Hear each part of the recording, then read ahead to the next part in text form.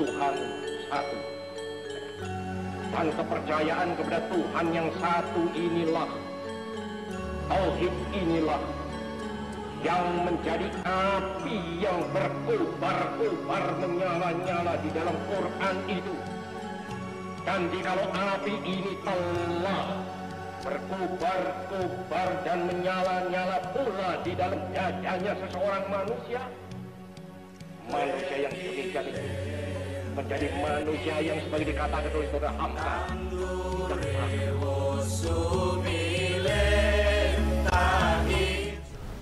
Bismillahirrahmanirrahim. Assalamualaikum warahmatullahi wabarakatuh. Alhamdulillahirabbil alamin. Summa alhamdulillahirabbil alamin. Assalatu wassalamu ala sayyidil mursalin habibina wa syafi'ina wa maulana Muhammad wa ala alihi at-tayyibin wa sahbihi al-muntajabin wa tabi'ina lahum bi ihsanin ila yaumiddin. Sahabat Islam ramah, dalam suasana Ramadan menjelang buka puasa, marilah kita senantiasa bersyukur atas rahmat dan nikmat yang dikaruniakan oleh Allah Subhanahu wa taala bagi kita semua. Nikmat di mana kita masih bisa menjalankan ibadah puasa di tengah pandemi. Ini menjadi sesuatu yang sangat berharga dalam kehidupan kita umat Islam, bahwa kita tahun ini berpuasa di tengah pandemi yang maknanya sangat luar biasa, di mana kita harus terus menerima, menghadapi wabah dengan penuh kesabaran, dengan penuh kewaspadaan, sembari kita juga melaksanakan ibadah puasa. Ini menjadi satu madrasah, satu penggemblengan bagi kita semua, agar kita menjadi manusia yang tangguh, manusia yang unggulan, yang insya Allah akan menjadi amal jariah kita, akan menjadi kekuatan kita untuk mengarungi kehidupan di masa-masa yang akan datang. Insya Allah kalau kita lolos, kalau kita lulus dalam ujian ini, kita akan menjadi hamba Allah yang lebih kuat, hamba Allah yang lebih siap untuk mengisi hari-hari di masa yang akan datang dengan kemenangan, dengan prestasi yang lebih baik lagi. Oleh karena itu, mari kita bersyukur, kita jadikan bulan Ramadan bulan syukur, mensyukuri apa yang telah Allah limpahkan kepada kita semua. Salawat serta salam marilah kita selalu kumandangkan kepada baginda Rasul sallallahu alaihi wasallam dan keluarganya. Allahumma sholli ala Sayyidina Muhammad wa ala ali Sayyidina Muhammad. Karena bagaimanapun selawat ini akan menjadikan kita selalu dalam bimbingan Rasulullah sallallahu alaihi wasallam, dengan senantiasa mengingat apa yang telah menjadi garis-garis besar ajaran Rasulullah, selalu mengingat bagaimana akhlak Rasulullah dalam hidupnya, dalam berkeluarga, dalam bermasyarakat, dalam membangun sebuah masyarakat, sebuah komunitas. Ini sholawat ini bahkan akan menjadi timbul qulub, obat hati kita. Sekali lagi, li khamsatun utfi biha harwal waba'il hatima al-mustafa wal murtada wabnahuma wa fatima.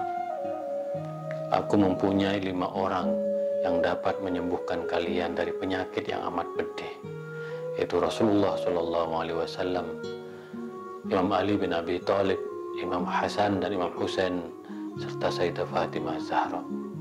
Mari kita senantiasa senandungkan sholawat kepada baginda Rasulullah dan keluarganya. Mudah-mudahan hati kita lebih tenang, badan kita lebih sehat, dan kita bisa mengarungi kehidupan ini dengan damai, dengan aman, dengan bahagia dan sentosa. Nah, sahabat Islam Ramah, seperti biasa menjelang buka puasa saya akan berbagi ngaji pemikiran keislaman Bung Karno. Sebuah pemikiran yang akan menginspirasi dan membekali kita dengan pandangan-pandangan yang tentu sangat konstruktif, sangat membangun. Karena bagaimanapun Islam hadir dalam ruang lingkup yang sangat kecil di dalam keluarga, dalam lingkungan masyarakat, ormas, ada mazhab, mungkin juga ada aliansi-aliansi politik, tetapi Islam juga hadir dalam ruang global. Nah, Bung Karno pada tahun 60-an sudah mewanti-wanti bagaimana umat Islam berada di kancah pergaulan global. Nah, ngaji pemikiran keislaman Bung Karno pada hari ini agak spesial karena petanya lebih pada peta geopolitik. Bagaimana sungguhnya umat Islam menghadapi tantangan global. Nah, ini pidato Bung Karno tentang keluar dari PBB, yaitu Perserikatan Bangsa-Bangsa, hijrah menuju berdikari. Jadi bagaimana kita hijrah menuju berdikari, yaitu ceramah atau pidato yang disampaikan pada peringatan Idul Fitri di Istana Negara di Masjid Baitur Rahim pada tanggal 3 Februari 1965. Nah, pidato ini sangat penting sekali untuk kita renungi bersama bagaimana kita umat Islam atau dunia Islam atau negara-negara yang mayoritas penduduk Islam mengambil sikap terhadap imperialisme global, terhadap kolonialisme global. Dan apa yang dikatakan Bung Karno sekarang masih relevan karena dominasi negara-negara imperialis terhadap dunia Islam begitu nyata. Di antaranya adalah tentang Palestina yang hingga sekarang masih di bawah kaki tangan penjajahan Israel yang didukung sepenuhnya oleh Amerika Serikat. Dan kita melihat betapa Amerika Serikat ini betul-betul masih memainkan kartu imperialismenya dan kolonialismenya di dunia Islam, khususnya di Timur Tengah. Dan kita melihat ada konflik yang terus terjadi di kawasan. Kita melihat sekarang masih ada konflik antara Yaman Utara dan Selatan, masih ada di Syria, dan kita juga melihat konflik di Libya, ya kan, di mana juga Iran sekarang masih di bawah embargo dari Amerika Serikat. Nah, Bung Karno pada tahun 65 sudah memberikan contoh mengambil sikap yang tegas terhadap Amerika Serikat dengan keluar dari PBB. Dan kita tahu bahwa sikap Bung Karno ini sangat menggemparkan dunia. Bahkan harian Al-Ahram, harian terbesar di Mesir, menulis di halaman utamanya yaitu satu sikap berani dari Presiden Soekarno untuk melawan penjajahan global. Nah, sahabat Islam Ramah, seperti biasa Bung Karno mengingatkan kepada kita semua bahwa hakikatnya Islam itu adalah agama perdamaian, agama yang mengajak semua pihak untuk berdamai. Nah, oleh karena itu ungkapan yang selalu disampaikan oleh kita umat Islam itu adalah Assalamualaikum, yang artinya salam damai, salam sejahtera untuk kalian. Ketika kita bertemu dengan siapapun, maka yang kita utamakan adalah perdamaian. Nah, selanjutnya Bung Karno juga menggarisbawahi pentingnya saling menasehati. Ini ada di dalam surat Al-Asr. Wal asri innal insana lafi khusrin illal ladzina amanu wa amilus shalihat wa tawassaw bil haqq wa tawassaw bis sabr. Nah, ini sebuah prinsip di dalam Islam bahwa kita umat Islam diingatkan bahwa wal as, sesungguhnya kita demi masa. Innal insan lafi khus, bahwa manusia itu akan selalu berada dalam kerugian. Illal ladzina amanu wa amilus shalihat, kecuali orang-orang yang beriman dan beramal saleh, wa tawassaw bil haqq wa tawassaw bis sabr, dan saling menasihati dalam kebenaran dan saling menasihati dalam kesabaran. Bung Karno dalam pandangannya selalu meyakini bahwa saling menasihati, saling memaafkan itu menjadi akhlak dari umat Islam yang harus kita pedomani secara sungguh-sungguh, secara terus-menerus, sehingga kita sebagai umat Islam mempunyai satu pegangan hidup.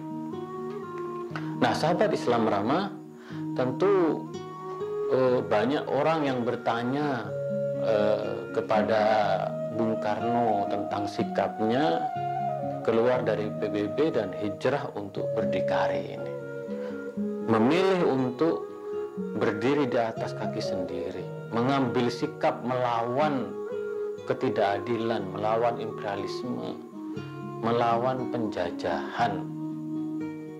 Kenapa? Karena kita umat Islam diingatkan untuk tawassaw bil haq, untuk selalu menasehati dalam kebajikan. Qulil haq walau kana murran, katakan yang benar walaupun itu pahit, walaupun itu hatta melawan satu negara adidaya. Dan kita tahu bahwa sikap Bung Karno ini memantik keberanian dari negara-negara yang selama ini dijajah oleh Amerika Serikat dan sekutunya. Nah, hijrah menuju berdikari ini adalah sikap politik, sikap yang ingin mengatakan sesuatu yang benar, ingin menasihati dalam kebenaran. Walaupun demikian, Bung Karno selalu menyatakan bahwa kita ini adalah negara yang damai, yaitu bangsa yang cinta pada perdamaian. Tetapi kepada kata Bung Karno, kami juga lebih cinta pada kemerdekaan. Jadi ketika kita mengambil sikap untuk melawan ketidakadilan, untuk melawan penjajahan, maka kita mengutamakan prinsip cinta pada kemerdekaan, cinta kepada kebebasan. Jadi Bung Karno juga mengatakan bahwa sikap ini adalah sikap politik, dalam artian bahwa walaupun kami menentang kebijakan Amerika, kebijakan politik Amerika, tetapi kami cinta rakyat Amerika. Jadi ini sikap politik untuk menantang segala bentuk penjajahan, imperialisme, dan kolonialisme. Dan kita tahu bahwa kata Bung Karno mengkritisi empat konsep tentang kemerdekaan yang disampaikan oleh Franklin Roosevelt yang sangat terkenal. Yang pertama adalah freedom of speech. Kita tahu bahwa Amerika adalah negara yang sangat menjunjung kemerdekaan, kebebasan berpendapat. Di dalam demokrasi Amerika, siapapun bisa menyampaikan pendapatnya. Berbeda pendapat itu sangat sah dan dilindungi oleh konstitusi. Yang kedua ada freedom of religion, kebebasan beragama, kebebasan untuk memeluk agama dan keyakinan. Lalu yang ketiga, freedom from fear, yaitu kebebasan dari rasa takut. Tidak ada yang boleh mengancam, menebarkan kekerasan dan melakukan diskriminasi. Dan yang terakhir disebut dengan freedom from want, yaitu bebas dari kemiskinan. Nah, Bung Karno mengkritisi model kebebasan, model kemerdekaan ala Amerika ini. Kata Bung Karno, juga perlu dilakukan oleh Amerika, negara adidaya, adalah freedom to be free. Bahwa kita bebas untuk hidup bebas. Bahwa kita bebas untuk hidup merdeka. Karena bagaimanapun intervensi negara-negara barat, Amerika dan sekutunya terhadap negara-negara berkembang dan dunia Islam, itu sudah menciptakan ketidakadilan, bahkan menciptakan konflik. Kita lihat bagaimana intervensi Amerika di Libya saat ini. Telah terjadi konflik yang nyata di antara sesama warga Libya, antara Libya bagian timur Benghazi dengan Libya bagian barat. Bagaimana intervensi Amerika di Yaman antara suku Houthi dengan Yaman Selatan. Di antara warga, sesama warga Yaman saling berkonflik. Bahkan ratusan ribu warganya meninggal dunia.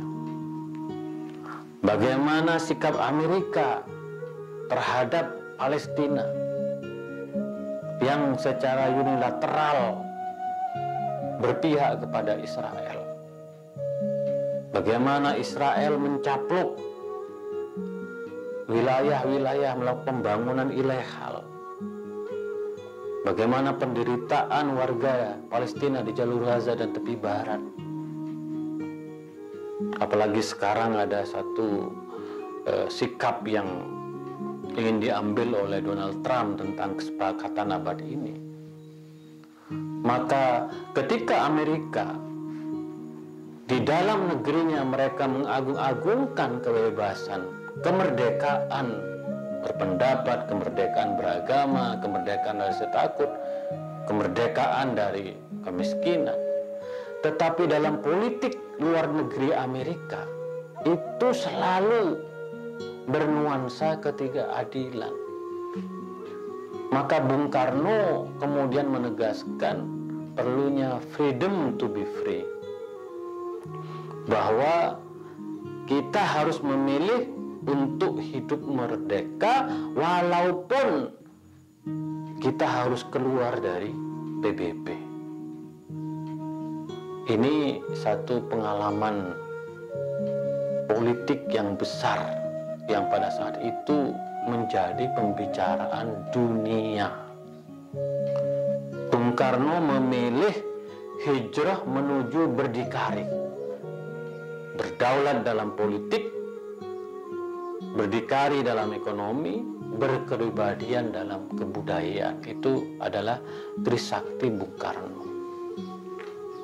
Maka Bung Karno mengatakan bahwa biarlah, kemudian mengeluarkan The ASEAN Way, adalah cara-cara ASEAN. Bagaimana negara-negara Asia memecahkan masalahnya sendiri tanpa intervensi dari Amerika, termasuk dalam kasus Vietnam. Bung Karno mengkritik keras sikap Amerika terhadap Vietnam. Yang dibutuhkan sekarang adalah dunia tanpa penjajahan. Maka hijrah menuju berdikari ini adalah satu sikap bagaimana kita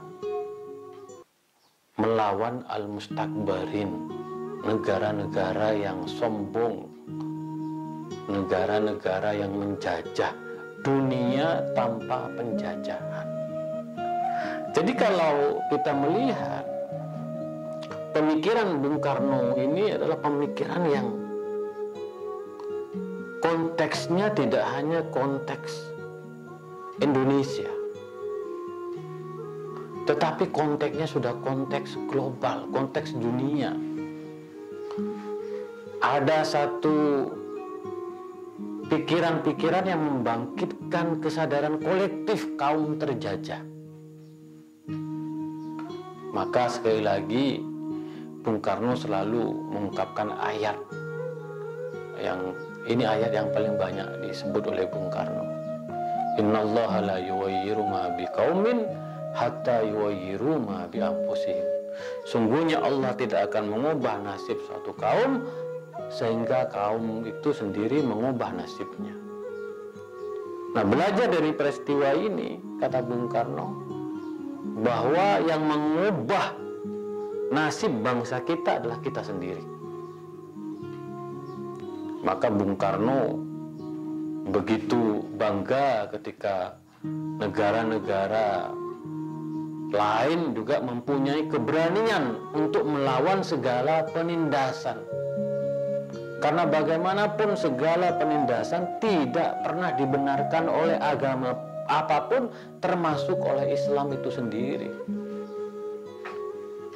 Islam melawan segala macam bentuk penindasan. Karena penindasan telah melanggar prinsip-prinsip kemanusiaan, prinsip-prinsip keadilan. Maka di dalam Islam kita dituntut untuk melawan segala bentuk kezaliman. Bahwa Allah sama sekali tidak menghendaki, tidak mencintai kezaliman. Dan tugas kita harus, meminjam istilah Bung Karno, hijrah menuju berdikari.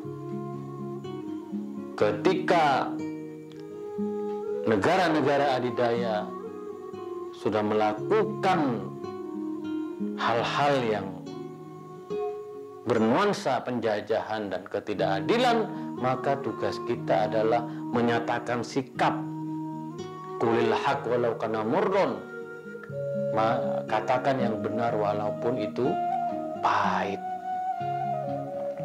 Maka hijrah, sekarang lagi rame istilah hijrah ini. Maka hijrah yaitu berpindah, mengambil sikap untuk berdikari, itu merupakan pilihan yang tepat. Maka kata Bung Karno, karena momennya pidato ini pada saat Idul Fitri, bahwa memang kita harus menaikkan ibadah zakat, di mana kita dengan zakat mampu menolong orang-orang yang tidak mampu, orang-orang yang harus dibantu karena kehidupannya yang miskin, yang memang perlu dibantu sesuai dengan hukum Islam. Tetapi kata Bung Karno juga mengatakan kita harus mengurangi impor dan memperbanyak ekspor. Bahwa ketergantungan kita kepada negara lain akan menjadi titik kelemahan kita. Kita harus berdikari, berdiri di kaki sendiri. Indonesia adalah negara yang besar. Kesadaran bahwa, kata Bung Karno, Indonesia adalah mercusuar, negara yang besar, Ini kesadaran yang harus dimunculkan oleh kita, terutama umat Islam, bahwa kita tidak hanya besar secara jumlah, tapi kita juga besar dengan segala potensi yang kita miliki. Kalau kita mau, kita bisa membangun negara ini, negara yang baldatun thayyibatun wa rabbul ghafur, negara yang tanahnya subur, negara yang warganya beragama dan berkeyakinan, yang muslim kokoh pada pendirian keislamannya, melaksanakan ibadah yang kita lihat seperti di bulan Ramadan, walaupun kita sedang menghadapi pandemi, tetapi ibadah Ramadan kita luar biasa. Tarawih di rumah-rumah, syiar-syiar pengajian di media sosial, pendidikan keagamaan terus berjalan, kepedulian kita terhadap sesama, membantu mereka yang tidak mampu, luar biasa. Kita mempunyai satu potensi luar biasa. Begitu pula dengan umat agama-agama yang lain. Maka kata Bung Karno, kalau kita betul-betul berdikari, bergotong royong, saling bahu-membahu di antara sesama, maka kita akan betul-betul bisa menunjukkan kepada mustakbarin, kepada mereka yang selama ini bertindak seenaknya, melakukan penjajahan, menindas mereka yang lemah. Maka kata Bung Karno, belajar dari ayat innallaha la yughayyiru ma biqaumin hatta yughayyiru ma bi anfusihim. Sungguhnya Allah tidak akan mengubah nasib suatu kaum sehingga kaum itu mengubah nasibnya sendiri. Bahwa masa depan Indonesia, masa depan umat Islam Indonesia itu tergantung kepada bagaimana kita menyikapi peta geopolitik yang ada. Maka kita bersyukur sikap Indonesia terhadap Palestina sejak Asia Afrika hingga sekarang adalah sikap yang istiqomah dan konsisten. Kita menolak segala macam bentuk kebijakan unilateral, penjajahan terhadap Palestina yang tidak berkeadilan. Yang terakhir kita melihat bagaimana perpindahan ibu kota dari Tel Aviv ke Yerusalem. Bagaimana Amerika sedang menyusun rencana untuk menguasai Yerusalem sebagai kota satu-satunya Israel. Alhamdulillah, hijrah menuju berdikari ala Bung Karno masih menginspirasi kita sebagai sebuah bangsa. Kita tegas menolak segala bentuk penjajahan, termasuk penjajahan terhadap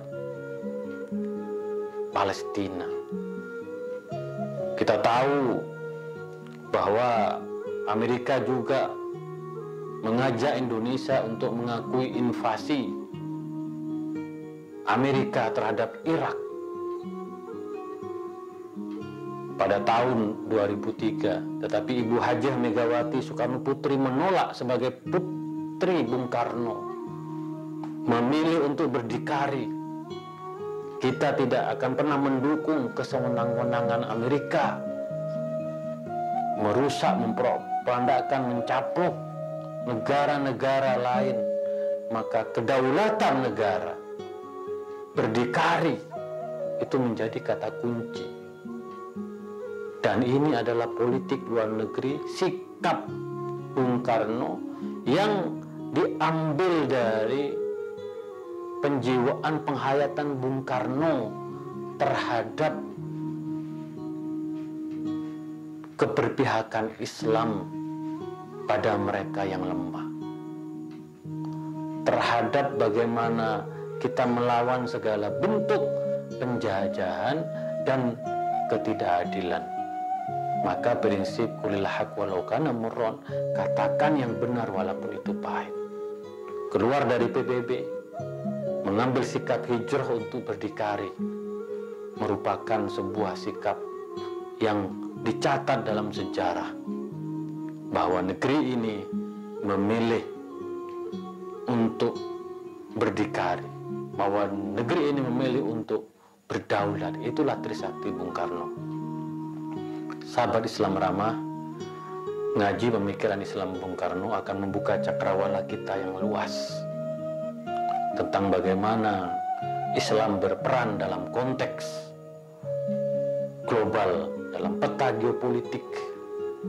Dan kita melihat hingga sekarang ini ketidakadilan dipertontonkan secara global kepada kita semua, dan kita harus menyuarakan sikap kita untuk melawan segala bentuk penindasan kolonialisme dan imperialisme. Itulah kira-kira ngaji pemikiran keislaman Bung Karno. Mudah-mudahan bermanfaat bagi kita semua dalam membangkitkan spirit menegakkan kebenaran, keberpihakan kepada mereka yang lemah, menegakkan kedaulatan dan sikap berdikari kita. Kita akan lanjutkan ngaji pemikiran keislaman Bung Karno esok hari. Kurang lebihnya mohon maaf. Wa ma taufiqi illa billah, alaihi tawakkaltu wa ilaihi unib. Wallahul muwaffiq ila aqwamit thoriq. Assalamualaikum warahmatullahi wabarakatuh.